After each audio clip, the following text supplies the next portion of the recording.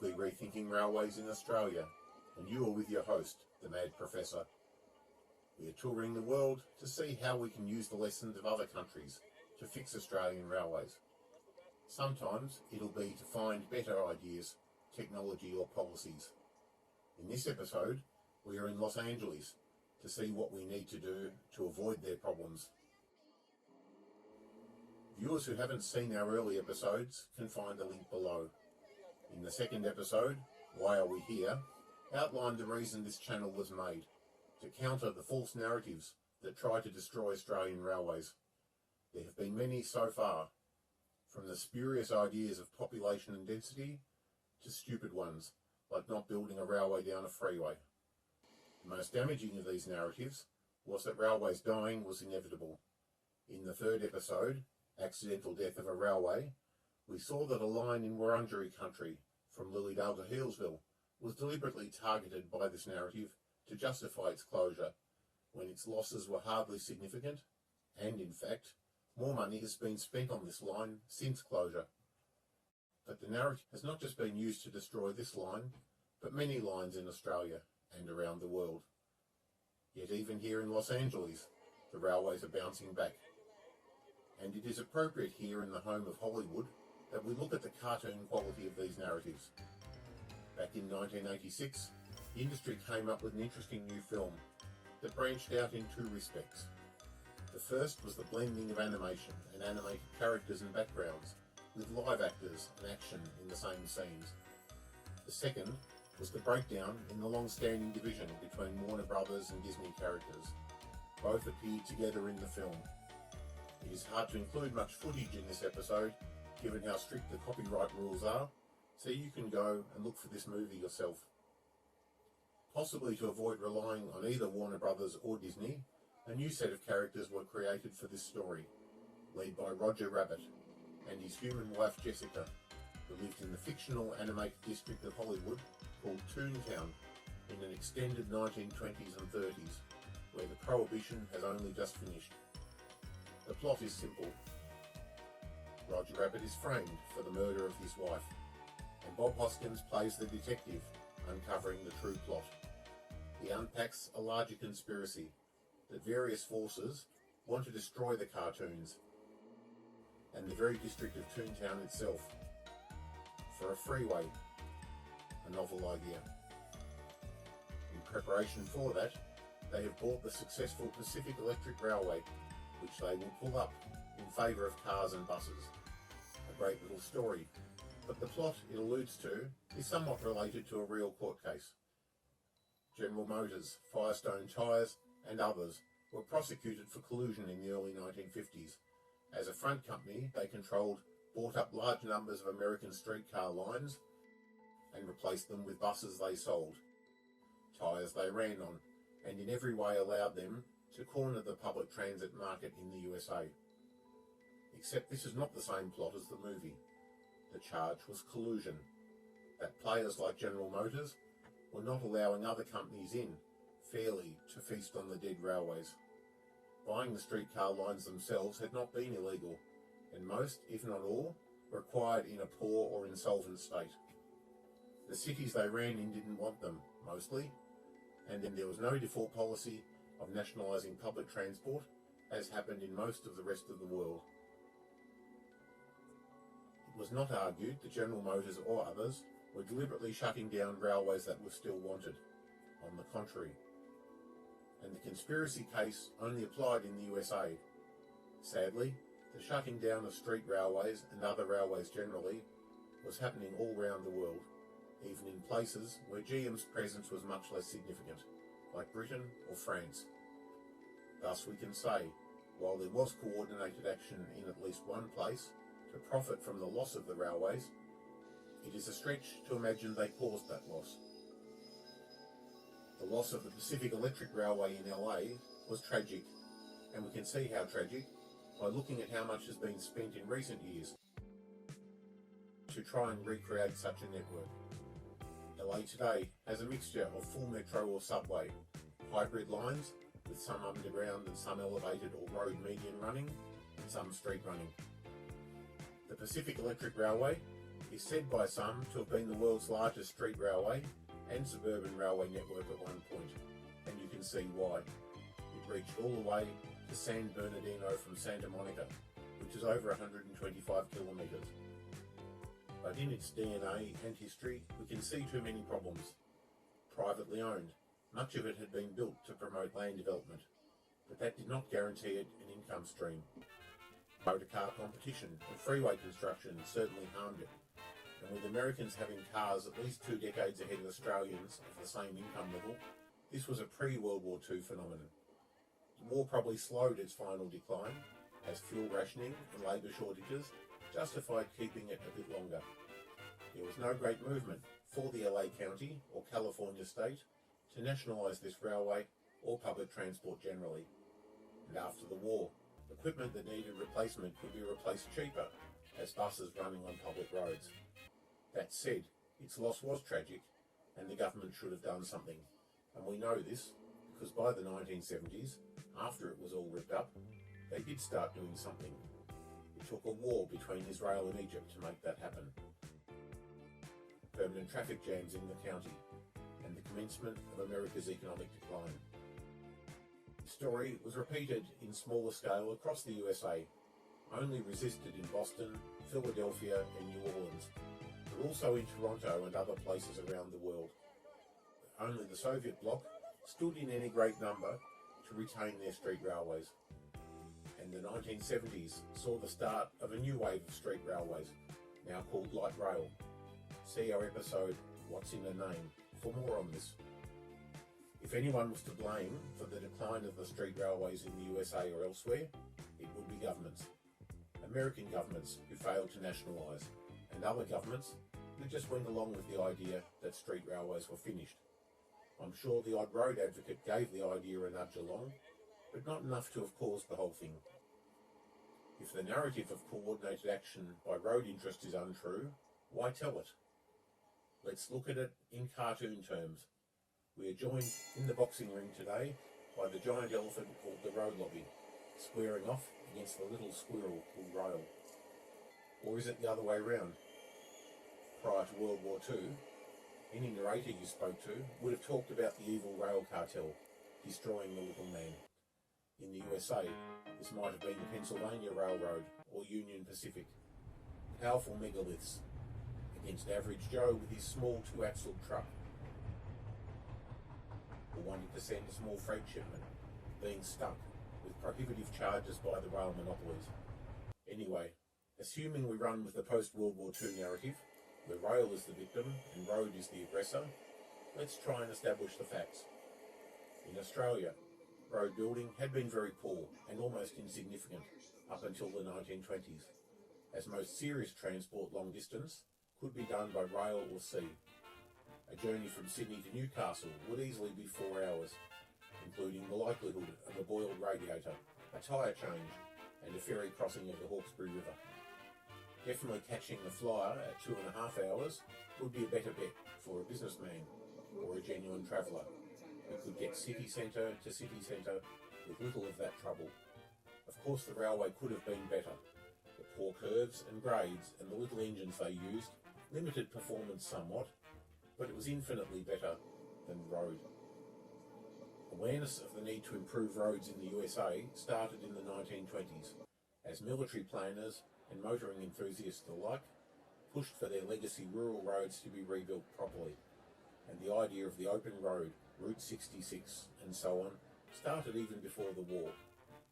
Australia was of course behind at least 2 decades on all of this, but with the war and more people having cars, a similar push was finally made. Eisenhower wanted his returning soldiers to have a home in the suburbs, a car, and a freeway network to drive across the country, and made it happen. But here in Australia, it was very slow. Very, very slow. The Newcastle Road was slowly upgraded to 2 sealed lanes and the ferry removed, making it feasible for people to drive the journey instead of taking the train. The railway really was not improving during this period. It was partly electrified to Gosford, which should have helped, but then, as we will see in a future episode, the whole project was nobbled by the government and its Tabasco report. What killed road by the 1960s was congestion, as the narrow road reached its limit, especially in holiday times. And there were only 2 roads from Sydney to Newcastle, the state's 2 largest cities. The pressure was on to build a real road, and this was started, the F3. It was an engineering masterpiece, and still is. Though again, its limitation is congestion, and the fact that it is the only major road on this section. With toll gates for its first 20 years, it had some revenue coming in to pay for it. And the foolish Bob Hawke got rid of that for short-term electoral gain. It took 40 years to complete. If you regard it as complete even now, which many people would not. Does that sound like a road lobby with power? Not to your mad professor. Starting a good 20 years after the Americans had, and taking many decades longer. And was the road lobby even united? Freight users would have gladly paid a toll if the road would be finished quicker, much quicker. While motorist advocate groups whinged about the tolls, even at the cost of not building the road. This story can be repeated around Australia. Very few kilometres of freeway were complete by 1970, when the US network as a whole was mostly complete. And what we have now is very patchy, and the percentage of the freeway network that actually meets international freeway standards is small. Freeways aren't the whole story of road spending, but they are the most prominent parts of the story. There's no doubt that road interests fight their corner when they can. But are they to blame for what happened to rail? The story of the Anzac Parade street railways is fascinating, and viewers who want more could look it up on the Under the Clocks blog. See the links below. The death of these trams was so unnecessary that they have started rebuilding them again, and rail vehicles once more go to Randwick and Kingsford from Sydney. As readers of the Under the Clocks blog will know, some of the equipment was not even 10 years old when it was scrapped, and some of the excuses they made at the time were just nonsense. The rails, wires and other fittings were supposedly worn out. Few people will think these days of the railway from Roslyn to Taralga. It died decades ago, unloved and probably not needed, but its rails would have been hardly used and would have been excellent replacements for any worn rails on the Anzac Parade system. They were dismantling the Sydney tram system as a whole, and undoubtedly some good equipment from other lines could have been redirected to those lines. Other silly narratives emerged. Sydney roads were too narrow. Whoever said this hadn't seen Anzac Parade, with its wide dual carriageway and central median. The Premier of New South Wales even lived in the southeast. You would think he could save the system if anyone could. The truth is, the bureaucracy got rid of it for the silliest reason of all: Anglophilia. The London high street fashions that season were for tram closure, and London got rid of its trams in the early 1950s. So of course, the colonials had to follow. A bunch of London consultants were asked to report, and this is what they recommended. Not even Americans, just like the persecutors of Roger Rabbit, who would have stood to gain financially from the decision. No chance of buying a nice new tram with the latest German or Swedish technology. It was British or perish. And London, at least, had an underground railway to fall back on. This rail death was very sad and unnecessary, and has been partially reversed at great cost. We know from Melbourne how unnecessary it was. Melbourne got those Swedish trams, fixed its track, and rode smoothly into the light rail era. So back to the original question: who benefited from these silly false narratives? It was the railways themselves. In a future episode, we will cover a potted history of Australian railway mismanagement, but in short, various bureaucrats had to provide cover for decisions they and their political masters had taken. And they had the rail enthusiast groups to propagate these lies. But the short version is, Australian Railways started out as private companies, intending to make a profit. With gold rushes and what have you, the enormous cost would be easily paid back. It all had a short-run cash flow problem and were bailed out by governments. Those railways, now in government hands, still had to make money, but were hostage to governments having their own plans. One was to open up country, or worse, open up farming lands to repatriated soldiers, many of whom were city folk, with no idea how to farm. Either way, less and less useful railways were being built, to lower and lower standards, by governments who on paper saying they wanted them to be profitable, but in practice didn't care. Oddly, as Australian self-government got stronger, the parties themselves responded more and more to the clamour for a railway here and a railway there. Even when road transport started being a suitable rival in the 1920s, they kept building them. Poorly built, hardly used. Some of the last built, such as the ones to Stony Crossing or Red Hill in Victoria, were among the first to close. While politicians and people still thought this was a good idea, the railways had made enemies in the bureaucracy, specifically in treasury departments, who thought their job was to balance the overall government accounts. And this made sense when they only employed accountants to do it. Later though, they had the menace of economists joining them, people who knew the cost of everything and the value of nothing. Other bureaucrats, usually working in their Premier or Prime Minister's own department, also had it in for rail, but often for different reasons.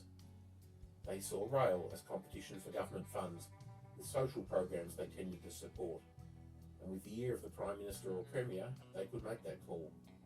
Brave would be a Premier or Prime Minister, who has the Treasury and social ministries and his own department against him.